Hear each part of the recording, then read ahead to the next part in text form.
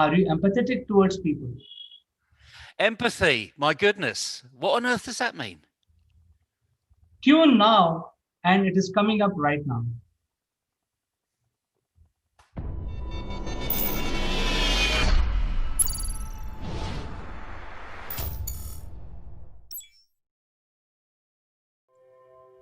Hello, friends. This is Chandrakant from Akulmach Technologies, and welcome to Wednesday morning edition of Akulmach Nation. Before we start our discussion today, I would like to call my friend from UK and Mr. Naval Gund. He will be talking about a very important subject which affect us all, uh, even in real life as well as in digital life. It is something called digital empathy. So without wasting any further moment, let me invite Naval Gund.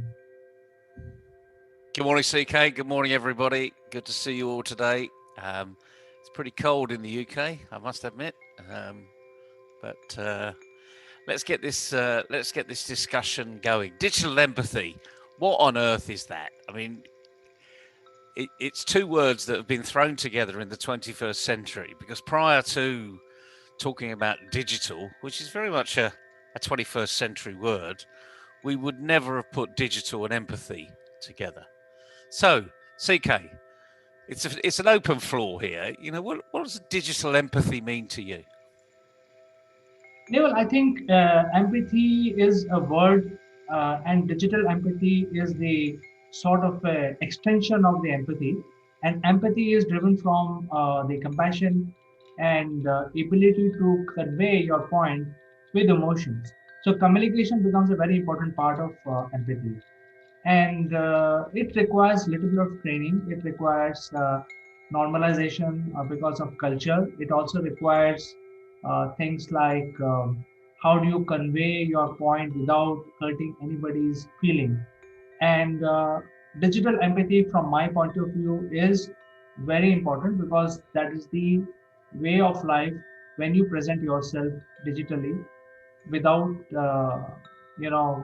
putting other person down in any way. So I think it has become very important to train people today about digital empathy.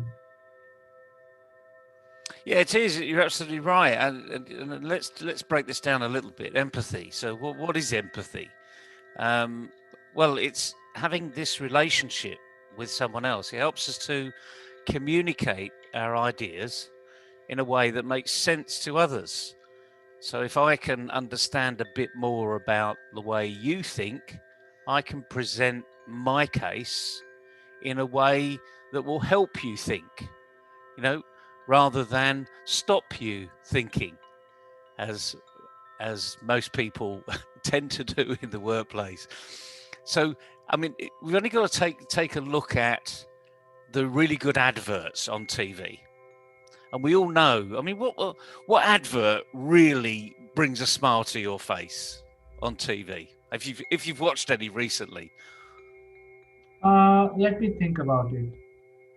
I think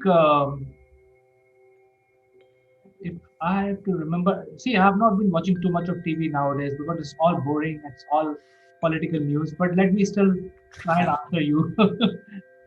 uh, I think mostly it's about survival. I think. Yeah, survival. Okay. Well, yeah, we're coming up to in the UK. We're coming up to the Christian world. We're coming up to the holiday season, which is typically known as Christmas.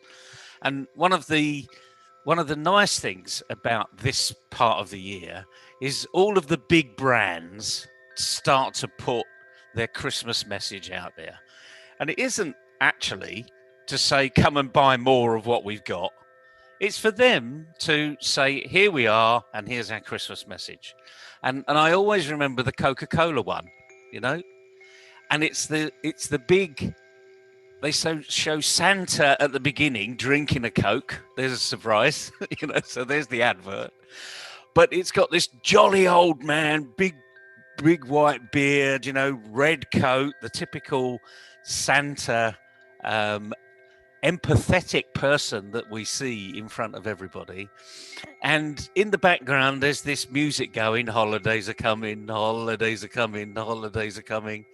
And then there's this huge entourage, this huge sort of train of coaches, of trucks that have got Coca-Cola on the outside. You can imagine the Christmas scene. That is empathy personified. They are drawing you in. They're trying to make you engage in their world. So we can take a lot from these type of adverts. So if you've never really enjoyed adverts in the past, go and take a look at a few, because then you'll understand what real empathy is about. They may turn you off, in which case they've missed you as their audience. But if they turn you on, why do they turn you on? What emotions are going through your body, your brain, your heart, your mind that are switching you on? Because it's really powerful stuff, this. And the more empathy we can reach down into, the easier the discussion, the easier the conversation. And we see, just turning to directly to the subject, digital empathy.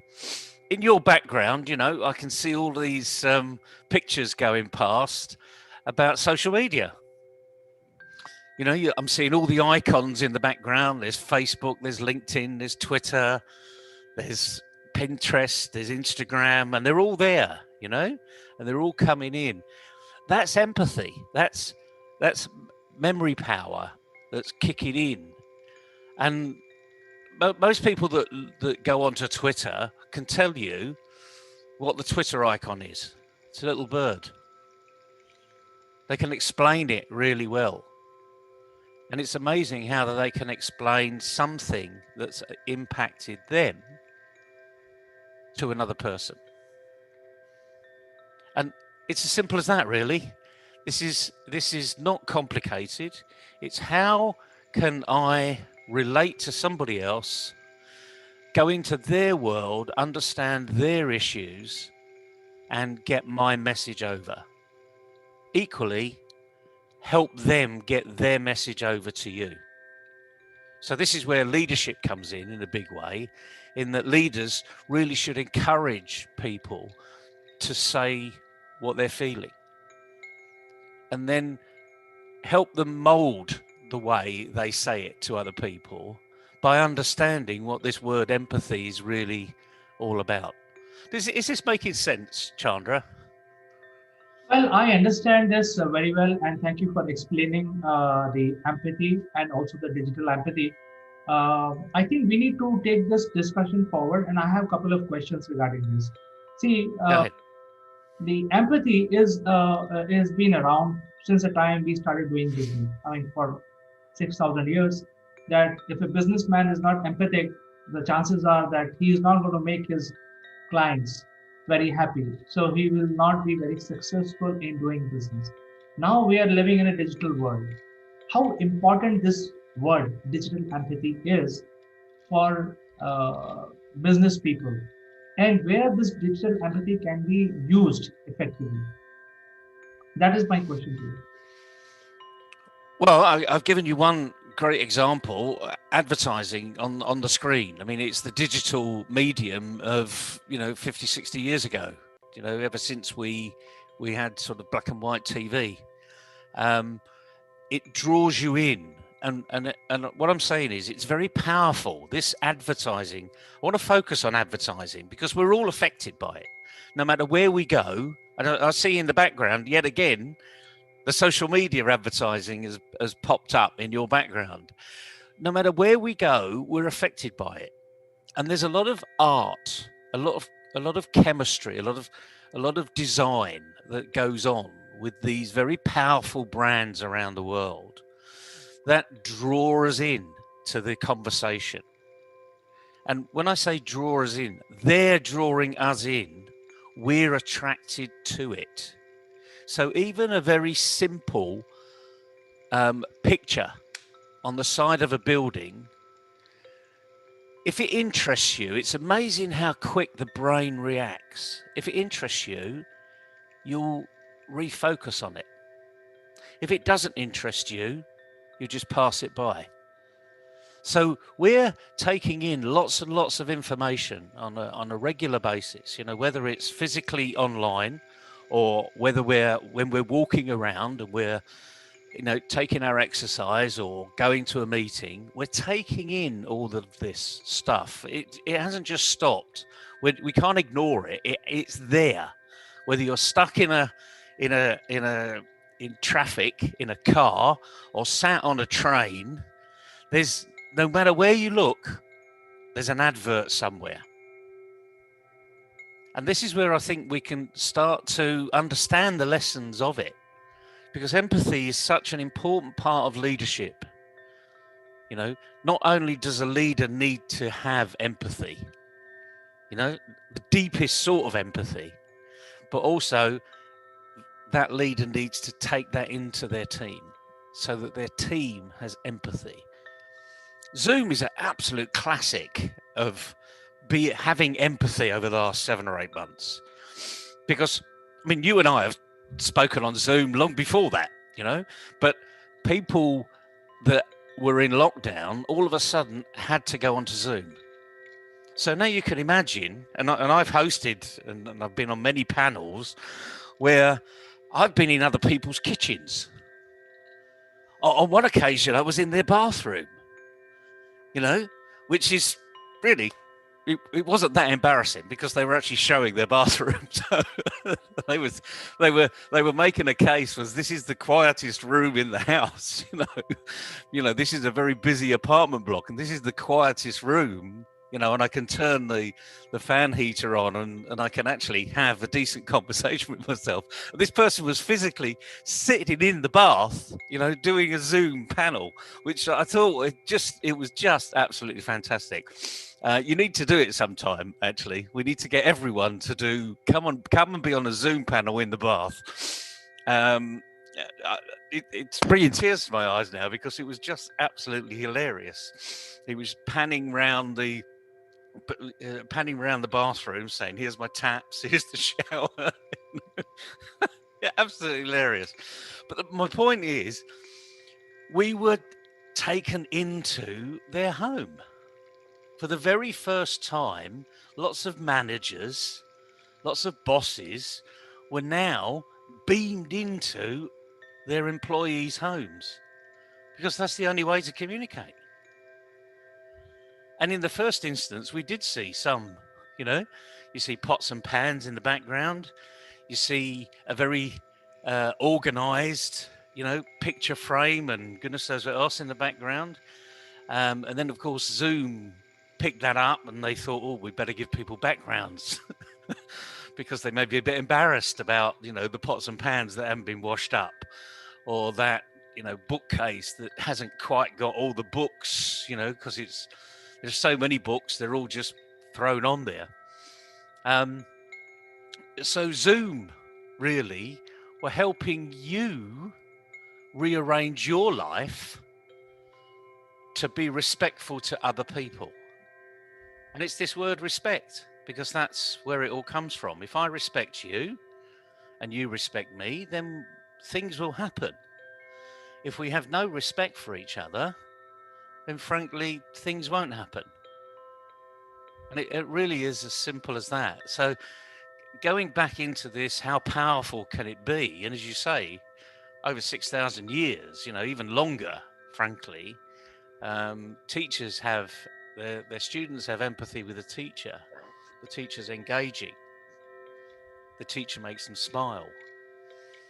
Actually, the teacher doesn't do anything. You do everything because you're taking yourself into that space. So it's a very powerful medium if you get it right. And I've noticed, even on Facebook, you can structure your own page now. You can put things in certain places so that it makes it more attractive to the people you're talking to. Putting your brand, this is me. Not a me too, despite the fact, you're one in several billion or over a billion people on Facebook. So there's bound to be lots of Me Too's out there, but it's putting your brand, And what I find interesting around all of these social media, by the way, is the digital empathy starts with a picture. And have you noticed how many people on LinkedIn, which is allegedly the professional network, they don't put their picture there? They put their company's logo there, or they put an avatar there that has no reflection on them whatsoever. And yet this is supposedly a professional network. Well, if it's a professional network and I'm going into that network and I'm going to have a conversation with someone, the least I can do is put my own picture there. What do you say about that? Is that fair to say? I fully concur with you, Neville. I keep getting requests every day, and some of them don't have pictures, so I don't accept their request, even though I read their profile. But the person does not have, I would say that he does not have guts to put his own picture. Why should I even connect with him? I'm just using a very raw, rustic language. And on the other hand, on Facebook also, people lock their profile and send their invitation request. So why you're sending a request if you lock your profile? I mean, you're so shy of even other person to know about you, and then yet you keep sending requests with locked profile. So I fail to understand that. I think you mentioned very powerful words in your answer. One of the word was teacher, and I think when teacher is teaching in the class, there is a lot of excuses because they can be empathetic at some time and they can be rustic some other time. So the overall package can be, more comfortable for the student because students are also distracted. However, when we come to a digital platform, the attention is like a, straight on the screen, and the student is watching you all the time, and teacher is watching the student all the time. So the challenge now is for people like teachers, doctors, because all of them are coming online. Doctors are, giving consultation using Zoom platform or video platforms. So it is very important. I mean, if you go to meet a doctor in the hospital, they will say, okay, oh, these are your prescriptions. Okay, they keep going, and then you're just sitting like a you are dependent on this doctor because he's going to prescribe medicine. So you can just ignore. If he is is not very courteous to you, you can ignore because he's a busy guy. However, when you come on the digital platform, doctor has to show empathy towards the patient because it looked like very rude. When you're sitting in front of him, it does not look as bad, but if you're sitting in a digital platform, it looks very rude. So I think digital empathy has a direct impact not only on the business people but also on people like teachers and doctors, and there may be other categories also. So don't you think it's a special subject which needs to be trained now, especially when everybody is getting online? Oh, I do think it needs to be trained. And like any training, the only way to do it is get out there and do it and get feedback from the people you're doing it to. What we've also noticed is, although I can see that we're recording this session because I can see the little recording button being lit up in the top left-hand corner. When you're online, you don't know who's recording you. I mean, when I had a proper job, when I was in corporate life 20 odd years ago, we would record everything because we would always need to go back and say, what did they say? How did they really mean that? So when we had interactive video, because I can go back to the 1980s when we had video conferencing rooms, it was all recorded. So it was a permanent record of the meeting, not just a few notes that the secretary or the secretariat, So this is corporate governance now, not just a few notes that went into the director's meeting book of this was the discussion and this was the result. The whole thing is there in full record. And now It's stored in the cloud. There's infinite amount of storage capability. So everything's going to be recorded. We know it is. Even I mean, who knows who's listening in to what we're saying here? We do hear these uh, secret 007 type MI6, FSB, CIA type stories of if you say certain words, all of a sudden it's triggered and someone's listening in. Who knows whether that's true or not? But the point is, you're always on parade. So be yourself, because if you're not yourself, you're having to act. Now, we're all actors. Okay, so there's no stigma against acting. There is this phrase in business, fake it till you make it. Keep saying it often enough, and all of a sudden, eventually you might believe it, But this is you, This is me, this is who I am. I don't believe I've changed a great deal over the last 40 years. I've been probably become a bit more reflective. When I was 20, I thought I could do everything, and I'm 61, and I now realise there's several things I can't do, so I wouldn't even want to do. But the point is, this is you, so just practice it. We do need training in this medium because it is here to stay. Although the vaccine for this COVID pandemic is coming through in the UK, the first one has been approved. First one in the world to be approved. So people over here will be vaccinated with it very shortly. So there is a vaccine that is going to help us, but this medium is not going away. In fact, if truth be known, it's going to accelerate, it's going to advance, because there are so many organizations that have seen the power of this opportunity. Work from anywhere, work from home, have contact with people rather than just listen to them or do one-to-one FaceTime on here. You can do one-to-many and just involve the whole team. Some great people that have used this medium have really projected their company and pushed their company into the 22nd century just by using this communication tool, being open, being inclusive, getting people to act as though they're in the office, and really push their point of view over. I mean, you can't quite see each other in 3D here, but we can see who's meaning things and who isn't. I'm sure you've gone on to many a video conference where there's 20 or 30 people in this little small screen, 15-inch screen, and you can see a few that are yawning and trying to take a bit of time out and not really engaged and interested in what's going on. I mean, it's not difficult, is it? We see it all the time. But it's more pronounced now because our focus is here.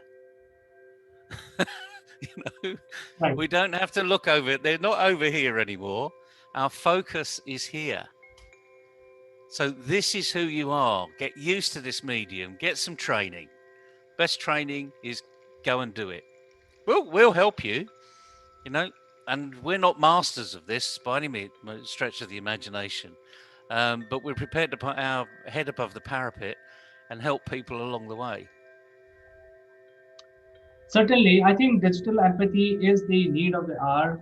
And as Neville, you explained so many examples today you gave today. And I think it's not only the business professionals, but it's everyone. So when you're talking to people using digital platform, you need to have empathy. You can't be rude because it's like make or break. There are so many people on the digital platform, and if you lose one, who knows? I mean, you're going to get him back after a few years, but he will make a lasting impression of you. So even when you're a very senior doctor or a very accomplished teacher, you still have to be empathetic. towards your students, towards your patient, specifically on a digital platform, because you don't have an excuse here. You are full blown visible all the time. All your expressions are visible to people. So with this, I think these are small tips. We can end our discussion. Any viewer who wants to know more about this subject can reach out to Naval directly or can reach out to us. We will connect you with Naval. So with this, Naval, we would like to say goodbye to you for today until we catch you again in the next episode of Naval Goes Live. Thanks very much, CK. As ever, it's been a delight. And the main thing is, we're trying to help people go and make the best of their own world. So thanks for this opportunity. We'll see you next time. Bye bye. Bye bye.